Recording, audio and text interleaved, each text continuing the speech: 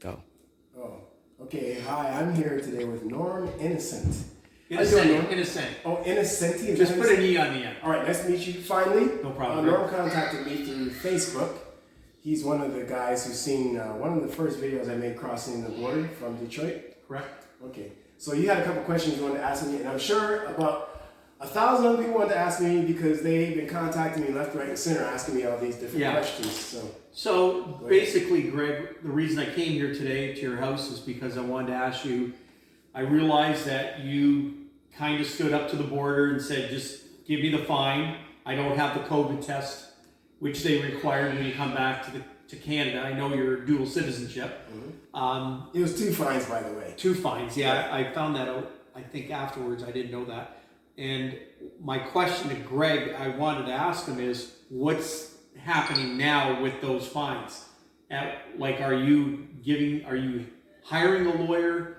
Are you taking care of this yourself? I know this is probably a provincial offenses offense. I'm not sure. It is. You would go to provincial offenses court, which I've actually been to many times, a few times personally, because I had speeding tickets. Yep. And I would go there and I would negotiate with the Crown Attorney. I knew how to do all that. Yep. And sometimes I'd get a ticket thrown out. Okay.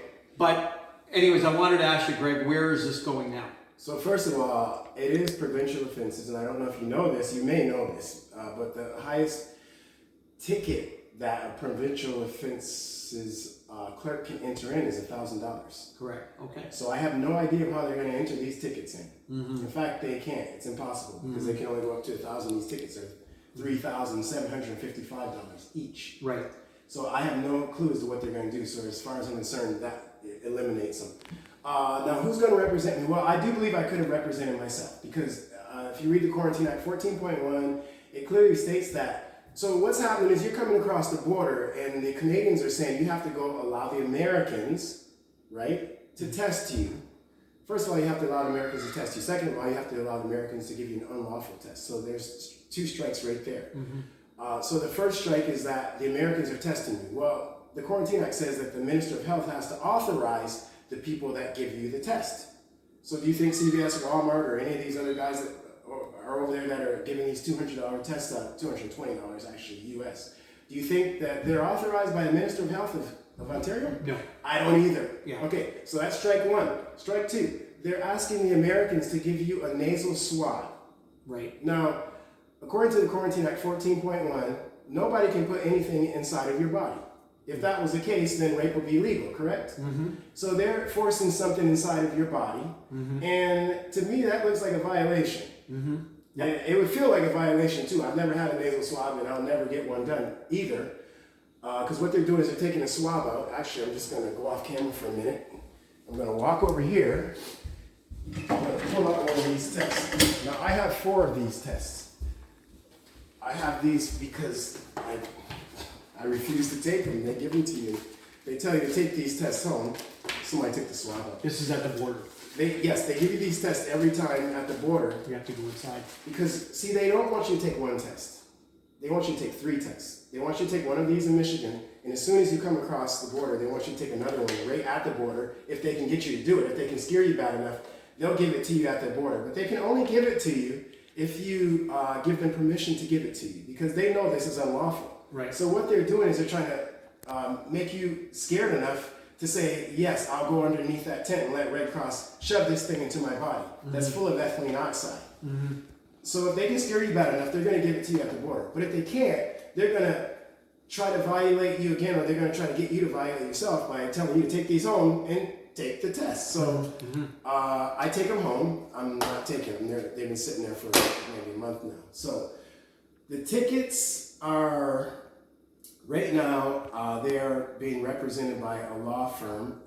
By the way, a lot of people have contacted me, so if you get any tickets, there's a lot of people that will cover you for free.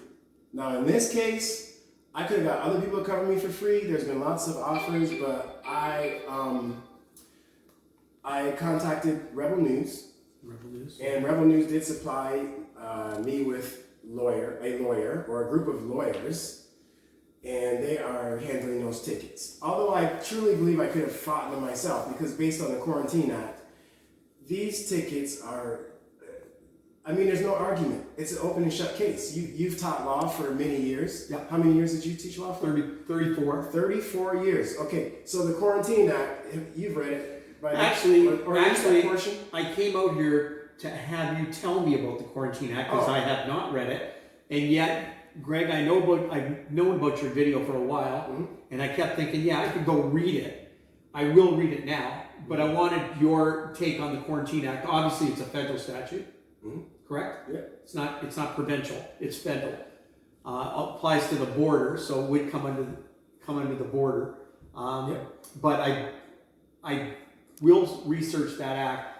I know some constitutional lawyers that would probably take your case locally here, but they may end up charging you, and I would rather you not pay a fee if they're going to do it for nothing. As far as I'm concerned, reading the act, it's an open and shut case. Sure.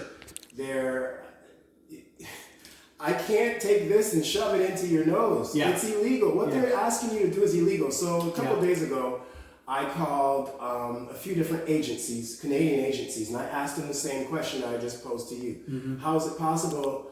I called the border, I called customs. They can't answer anything. I called the public health, because public health is actually at the bridge and they're at the tunnel. They dress like customs officers. You can't tell the difference unless they turn around. You'll see PHAC on the back of their jacket, but they look like customs officers. So you're sitting there talking to them and you think they're customs officers. Meanwhile, they have no authority to say anything to you whatsoever. Customs clears you, you're good to go. But what happens is customs walks your identification over to these public health people, so you're kind of forced to deal with them to get your identification back, right? So that's the bottleneck we're dealing with here. Yeah. So customs clears you to enter back into your country, Yeah. and then public health takes over. And we got Switch Health here, Yeah. who is a former MP, is making a lot of money off of this Switch Health. And I did do a video on her. I forgot her name though. I did too many videos. So the tickets right now are being handled by a place in Toronto, and they're covering it totally for free. And I'm not going to stop crossing the border. Why? Because I'm an American citizen and I'm a Canadian citizen. They can't stop me either way. Now, do I need a vaccine? No. Am I ever going to take a vaccine? No. Am I ever going to take this test? No. Am I probably going to get another ticket? Probably. Yeah. But Okay. what's more important, the ticket or my constitutional rights? Yeah. And it's not only my rights, but see, I'm fighting for my kids, because I know that if I get tied into this nonsense, your kids, my kids, your grandkids, all of our kids, they're going to be they're going to be screwed. Yeah. What are they going to do? Yeah. Yeah.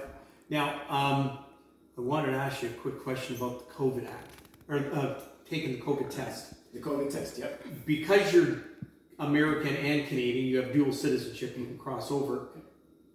If I'm a Canadian citizen only and I want to cross into Michigan, right? Now you can't unless you're essential. Okay, I know that.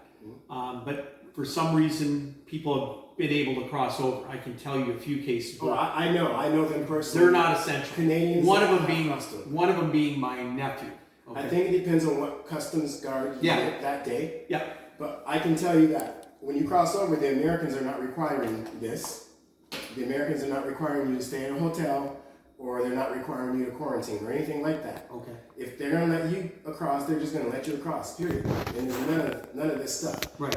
Now I do also know Canadians that are not essential. I mean, I don't even agree with that term. I don't like it because I believe everybody's essential. Sure. That's a crazy term of division. So like, you're a hero and I'm not a hero. Yeah. You're essential and I'm not essential. Yeah, no. You're fully vaccinated. I'm fully unvaccinated. I'm not saying you're vaccinated. I don't think you are, but I know I'm not. No, I'm not vaccinated. I'm in the same boat as you. So they're coming up with all these terms to divide us. I don't like it. So, but at any rate, any Canadian that the Americans allow to go over, they can just go over. Right. When they come back is the problem. Yeah, for sure. It's our side that's the problem. And I know a lot of and I know you said on your video, or I saw in your second video, I think, where you said the American border guard said, "What's going on in your country?" And it was kind of a sarcastic statement, correct? Well, no, I don't think it was. He was serious. He wanted to know. He was not the first one that asked me that. Oh, okay. He was like the third border guard that asked me that. He said, "What in the bleep is going on in Canada?" Yeah. And I'm like, Yeah. "Look, buddy, Yeah. we can't buy underwear. Yeah. I mean, Yeah. this is where we're at. If you think about that for a while, you're like, is that true? Yeah. It's true. Yeah. My kid ran a hole in his shoes, so I had to go to Walmart, go under the string, grab a pair of shoes, and swipe them out at self-checkout because they wouldn't sell me those shoes. Yeah. That's Yeah. ludicrous. Yeah. How about this one? My wife goes in to get a card, right, for Father's Day. And the person at, not Walmart, Dollarama, last week, Yeah. I need a card for Father's Day. And the person said, fine, you can get a card for Father's Day. Well, then my wife goes, I want a thank you card too. Oh no, can't get a thank you card. You can get the Father's Day card. Okay. So Now, does that make any sense? So, though my wife looks at the guy and says, "You got to be kidding me." it makes common sense, right? This is the problem. And you know, Yeah. it's laughable, but if you think about it, it's pure tyranny. Yeah. You're allowed to buy. You're allowed to buy this product, but this product is right here. You're not allowed to buy that product. Yeah. Because this product, it's dangerous to get this product.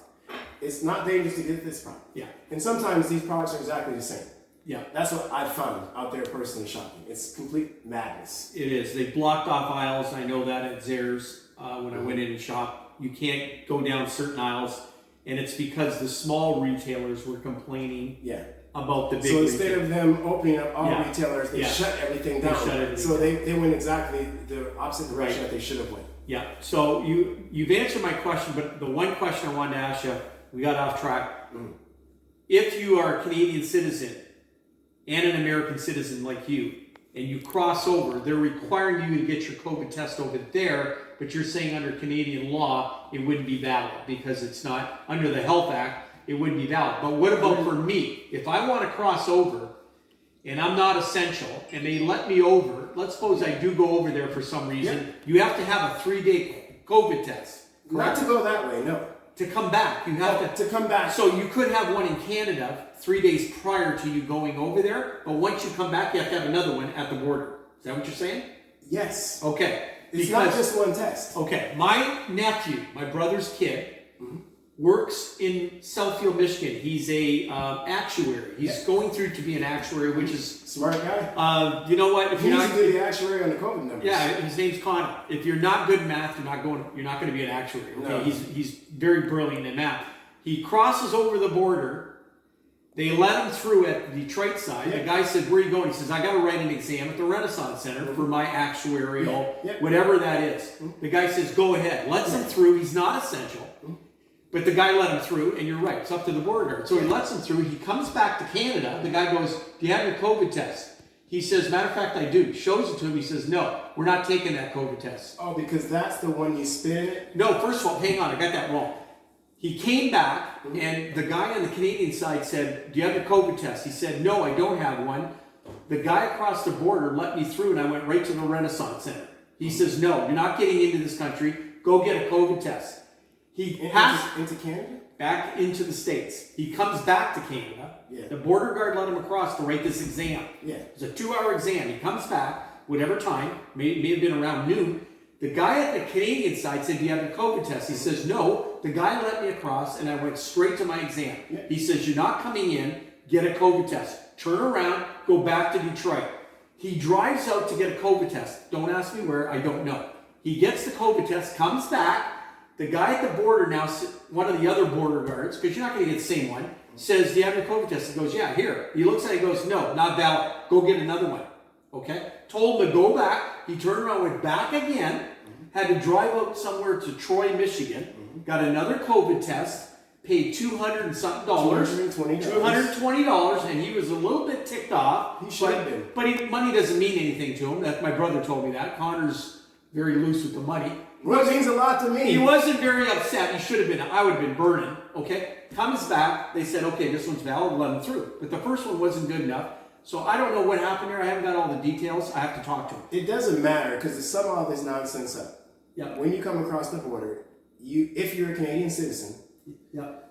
which he is, Yep. they will tell you you need to take this. Yep.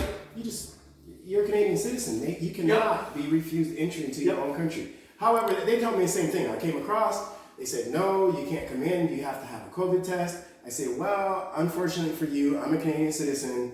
I'm going home. That's it. And they knew that I meant business. So, I mean, what were they going to do? So they gave you the ticket and said, go home.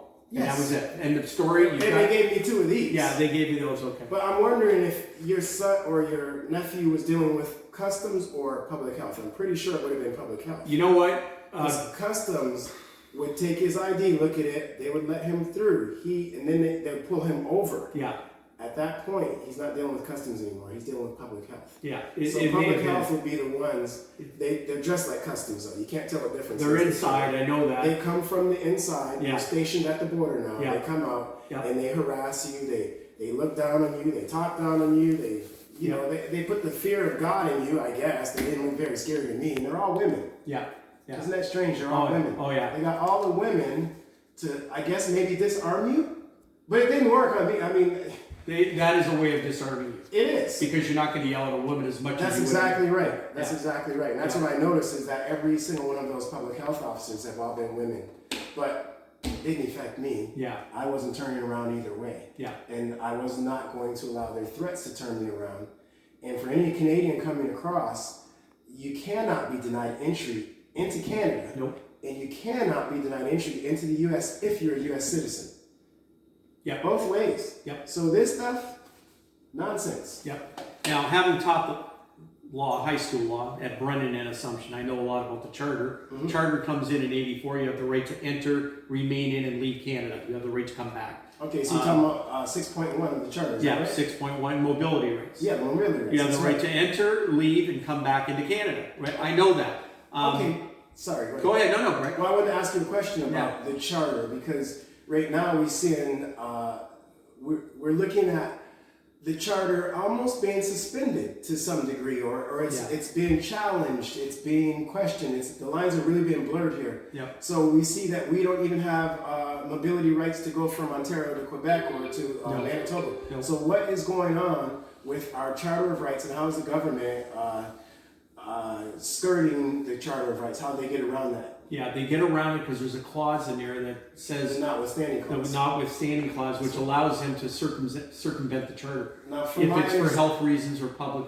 health reasons, then they're going to use that. Hey, we don't want people going to Manitoba from Ontario. But now I heard that has opened up. That's going to change soon. Yeah, I think it already has. I've watched it. But Greg, my daughter and my son, and it's odd that we're talking about this. Mm-hmm. My youngest son, David, he's the one that lives right very close to you on Mullen. Yeah. He's a border guard. Okay. Really? Oh yeah. I want to be honest with you. Oh wow. But he's under the gun, right? They're being told what to do and what not to do. He doesn't talk about it. He's very quiet about all this stuff. I understand where Dave's coming from, but they're not going to agree with what's going on if you ask them. Listen, I've talked to the border guards privately. Off camera. I didn't put it on camera. Yeah. Off camera. I pressed pause. And I'm going to tell you, they want nothing to do with this. Yeah. They are totally on my side. Yeah. They helped me out as much as they could. I even brought a pretty expensive dirt bike over it. And I got to tell you, they kind of let that go. You know what I'm saying? 'Cause normally you have to pay, Sure. a few $100s of taxes on it. Yeah. I don't want to tell you how much I paid or didn't pay. Okay. All right. Well, hopefully the top person there doesn't see that, or whoever it is. But I know lots of border guards. Okay. My oldest son, Scott, he's 37 now. Yeah. He now went into real estate. He was a border guard as well at the bridge. The other one, Dave, is at the bridge. He just left. He just took a buyout, quit, went into real estate, doing I wonder why. 10 times better. But Oh, yeah. he sees the, let's put it this way, the hand of the government. He said it's a lot of red tape. He didn't like what he saw, but he took the buyout and went and just left like 2 years ago. And then recently took the buyout, which, you know what? He took a 5-year leave, Greg, to try real estate. And he's with, this is a plug for him, Jordan, by the way. He's with 4U Group Royal LePage. Oh, and cool. this is one of the top groups in Essex County. Yeah, it's a good time to be in real estate, isn't it? Oh, he's doing very well. Yeah, no, and you know what? The prices have quadrupled. Yeah, The commission has remained the same. Yeah, it's Paul Germany's group, and it's a plug for Paul and his group, and Scott's part of that group. But anyways, Greg, I think you've answered a lot of my questions. That's the reason I came out here today. I wanted to meet Greg. My ex-student, Jason Marcelloni, who I taught in 1997 at Brennan, works with Greg at Chrysler's, led me to Greg, and I thank Jason, although he was supposed to be here today, but that's another matter. Yeah. Jason will say hi to you later. But, I'm glad you clarified a lot of things. There are lawyers in Windsor that would fight your case, but if you've got a lawyer in Toronto or a law firm, right? Yeah, then they're fighting not only for you, they're fighting for everybody. They are, and I'm going to tell you that not a single one of these COVID fines has ever even made it to court. Okay. Do you know why? No, I don't. Well, I wish I did. What do you think? Why do you think they haven't made it to court? It's been well over a year now. Why would you think none of them have made it to court? I can tell Because you the Crown attorneys don't want to process them. You're exactly if right. it goes Why? to the Crown, they've got to take this and say, do we really want to do this? Well, they've got to They've got to weigh it based on the win-loss factor. Sure. Right? Yep. In a case like mine, particularly, Yep. it's an open and shut case. Exactly. I mean, it looks like a big lose to me, a double L. You know, how do you? And like I said, I called the public health office. They couldn't answer. I talked to the supervisor. He couldn't answer. Nobody could answer. No. Border guards, they couldn't answer. Customs couldn't answer. And I tried to explain to him, well, I'm really confused here because you guys are telling me that when I go to the States and when I return that I have to take a test which you deem to be unlawful for me to take. So have you guys even read the Quarantine Act? Are you familiar with the Quarantine Act? And I gotta be honest with you, they were not. They had no clue. Sure. So they went back and read it while I was on the phone. I quoted to them, and then they went and read it. And crickets. I got nothing. They're agents for the government, but they don't necessarily. They just act. They don't understand. They should be taught what's right and what's wrong. And this is wrong. I'm sorry. Well, if I go to Tim Hortons and I want a double-double, they should be able to make me a double-double. Yeah. And not give me a tea because I didn't order a tea. Yeah. So these guys, they don't even know what they're doing and they're working in that field. That bothers me. Yeah. Because they have no clue as what they're doing. Yeah. I'm just trying to be as honest as possible. I called everybody I could call. Nobody knows what they're talking about. Nobody knows what they're doing. And most of them do not know the Quarantine Act. I think after the first video I made, they went back and read it. So the next time I came by, the lady knew what I was talking about and she was somewhat prepared for what I was going to say to her. She did her homework. She did do some homework because the first time I caught them off guard. And I mean, these people are working for the government enforcing this act that they didn't read yet. Nope. No. But that's our government, right? Well, you know what, Greg? It's like a lot of things. People at the top are like strings, right? You're on you're a puppet on a string. You're told what to do, how to turn your head, and that's what's happening. And unfortunately, it's happening right from the top. Okay, so I have one more question for you. So, sure. Where is our Constitution going to end up, based on? Because you said you talked. Well, what I I don't know what's going to happen, but I know that Rocco Galati is involved with serving subpoenas on people. I got a videotape probably a good 5-6 weeks ago on Rocco Galati. Somebody was all excited about Rocco. Yep. And I don't know where that's going. I'd love to meet the guy. I mean, very smart guy. In I would fact, love to hear what most he of has the to things that I've learned, I gotta be honest, is from Rocco, and I've studied them on YouTube. And Rocco's a brilliant mind. Yep. And I've read a lot of things too. But he's one of the big influencers, Rocco Galati. I forgot what I was going to ask you. But I can't answer that question, right? Because I don't know. I don't know where it's going to go. But you got to leave it in the hands of people like him to basically. That's what I wanted to touch on. So Rocco Galati has been bringing these cases, and so what has been happening. I know this has been happening to some of the cases. The government's not allowing these cases to make it to court. So let's say you're a business owner, right? Mm-hmm. And let's say you open your business and you get charged for opening your business under the Reopening Ontario Act, whatever nonsense that is. Yeah. So they charge you. They give you whatever $1,000, $2,000, $3,000 ticket. Now you have that charge against you, and then let's say, you say, look at what the government's doing to me, right? They're going against my constitutional rights. So then you go on the offensive against the government, right? Mm-hmm. In the meantime, while you file your lawsuit or whatever it is you file against the government, they lift the mandate. You know what that does to your lawsuit? I would think it probably throws it out. It goes bye-bye. Yeah. So that's what's happening a lot. Oh, okay. So they're opening, they're closing, and people are trying to, yeah, constitutional battles, and they're not even being allowed to make it. Yeah, there's one kitchen in Leamington on Erie Street. It's called the Family Kitchen. And I know... Christy Leatham is having a big barbecue and food. Yeah. And so I'm gonna be making a video for you, Christy. She's one of the few restaurants out in Leamington that has opened, by the way, has been open through this whole thing. And they must love her out in Leamington. I mean, because she's still open. So thank God for Christy Leatham. Sorry, go ahead. No, I was going to say, one of my friends, John Preston, told me that some lawyers said, "Oh, I'll take your case," whatever. Yep. Well, she said to them, to these lawyers that called, "Are you going to eat in my restaurant?" And you get a him and a ha and all this. He says, "Never mind. I don't want you." But this one lawyer who I personally know, and I can't pronounce his name. I wish I could pronounce it. I think it starts with an F. He's a Christian. Said, "I will take your case and I will eat at your restaurant." She went, "You're hired." Whoever that lawyer is, I want to go out there and meet her, okay? But I drove by her restaurant one day in Leamington just by mistake. I went to Leamington with my wife and went for a long ride. And I said, "Let's just go down Erie Street." And I didn't even know the restaurant was on Erie, which I should. But I'm going down and all of a sudden I see all these people milling around. I said, my wife goes, "That's the restaurant. Yeah. That's the one." I goes, "Good for her. She's got some guts, right?" More guts than most, huh? But you know what? If there's something going on in her restaurant that you're aware of, Greg, let me know. I would like to attend. Yep, there is something going on. I did forget the dates, but I'm going to make a separate video about that. She's having like a flea market sale, and she's having vendors, and it's actually called the Freedom Rally. Okay. At the Family Kitchen, and I believe it's going to happen in July, but I'll put a video. There's a Freedom Rally at Micmac Park too. I was trying to get you to go to, and he canceled it.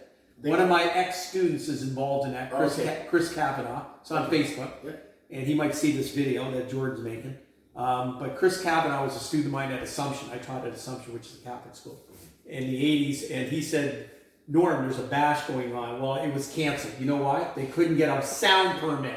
Did you hear about this? I did hear about that. Okay. I'm trying to figure out why are you asking the government for a permit to have a rally which they don't permit against the government. Yeah, it doesn't make any sense. No. Like you just plug in and start talking. They got turned down. Of course they got turned down. They should have known better. They should have just had it. But I can't speak, but he said, "We're going to have another one. I'll let you know when the next one is." I'm still looking on Facebook because I'm like you. I'm pretty active on there. Mm-hmm. There's a lot of people. I got about 70 or 80 Facebook friends all through the United States. People in the Army. There's a Dr. Rosen here. He's a anesthesiologist, him and his wife. They're anti-vax. They're anti-everything. From Windsor? Yeah, he works at hotel, the old Hotel Dieu, which is Met, Olette Met campus. Yep. But he's the head of anesthesiology. He's from South Africa. Great guy. You want to meet him sometime. Mm-hmm. Him and his wife. I met some very, very, very, very interesting people, including yourself. Throughout all of this, I have met some really, really incredible people. Yeah, you gotta stick together, but the problem is everybody's isolated, and they knew what they were doing when they did this thing. It is horrible what's happened to people. I can't believe it. Everybody's isolated. It's divided everybody. Well, yeah. First, just at the very, very front end of this, they were trying to, divide the races. You've seen these races, Black Lives Matter, all this stuff. You've seen the race division. Then at the beginning of it, then you've seen the mask division. That was the first division. Then the second division was you're a hero and I'm an idiot division. And then you're essential and I'm just another idiot division, right? And then the last division we're seeing here now is the vaccination division. And this one's really seriously dividing people. Yeah. People are walking around now saying, "I'm fully vaxxed. Who are you?" Yeah. Well, I'm fully unvaxxed. Nice to meet you. Yeah. Are you mad? Fully unvaxxed. Matter of fact, somebody put on Facebook that I know I'm fully vaccinated, so I was going to post I'm fully unvaccinated, but I didn't. Well, it's true, but it's true. I know people I don't care if people want to be vaccinated. Go ahead and get your vaccination. I don't need to know. Yeah, I don't care. No, you're right. Why? I don't tell people I got the flu vaccine, which, by the way, I don't tell them I have hemorrhoids either. I don't have hemorrhoids, but if I did, I wouldn't tell them. Yeah, no. In 69 years, I think I've had the flu vaccine 3 times. And it was because somebody told me to get it. And it's not because I wanted to. It was somebody telling me I should get it, and I listened. I don't have to listen. I'm my own person. If I want to get the vaccine, I'll get it. But at this point, no. I don't think it's going to change. But like I said, Anyways, This was an interesting video. So yeah, oh yeah. I'm this- going to post this, and I hope it posts because this is a long video. Yeah. But this is one of the most interesting videos that I've made yet. So, Yeah. Jordan, if you just want to press pause. So, listen, guys, I'm here with Norm. How do you say that? Innocente. Innocente. That sounds Italian. Is that Italian? It is Italian, 100%. I'm Italian too. Did you know that? No. Okay, I'm not. I lied. Nice to meet you, though. All right.